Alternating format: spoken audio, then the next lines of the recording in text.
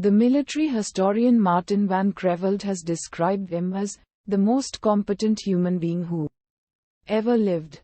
Since his death, many towns, streets, ships, and even cartoon characters have been named after him. He has been portrayed in hundreds of films and discussed in hundreds of thousands of books and articles. The German legal scholar Karl Theodor Welcker described Napoleon as the greatest master of Machiavellism.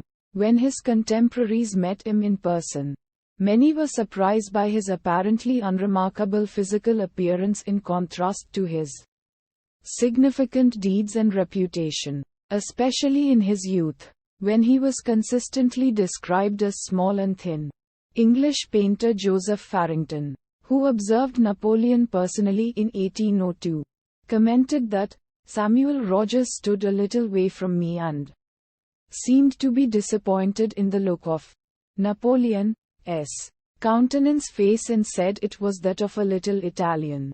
Farrington said Napoleon's eyes were lighter and more of a grey than I should have expected from his complexion, that his person is below middle size, and that his general aspect was milder than I had before thought it.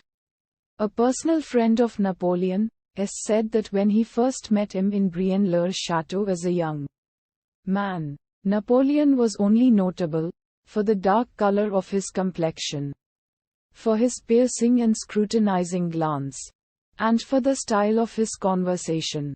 He also said that Napoleon was personally a serious and somber man. His conversation bore the appearance of ill humor, and he was certainly not very amiable. Johann Ludwig Wurtemberger, who accompanied Napoleon from Camp Fourneau in 1797 and on the Swiss campaign of 1798, noted that Bonaparte was rather slight and emaciated looking. His face, too, was very thin, with a dark complexion. His black, unpowdered hair hung down evenly over both shoulders. But that, despite his slight and unkempt appearance, Uddharan Chinn his looks and expression were earnest and powerful.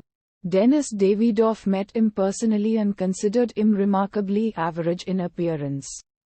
His face was slightly swarthy, with regular features. His nose was not very large, but straight, with a slight, hardly noticeable bend. The hair on his head was dark reddish blonde.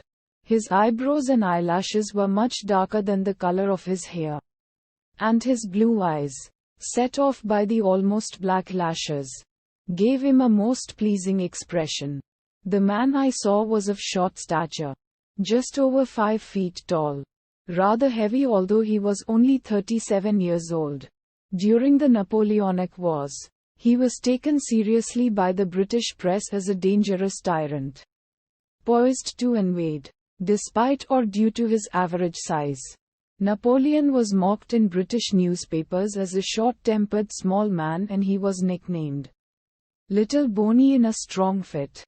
A nursery rhyme warned children that Bonaparte ravenously ate naughty people. The bogeyman.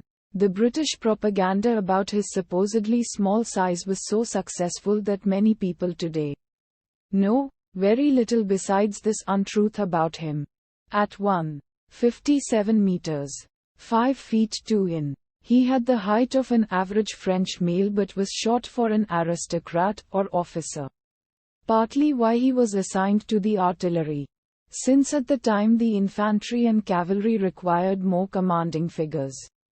Some historians believe his size at death was incorrectly recorded due to use of an obsolete old French yardstick. A French foot equals 30 centimeter, while an English foot equals 30 centimeter. But Napoleon was a champion of the metric system and had no use for the old yardsticks that had been out of use since 1793 in France.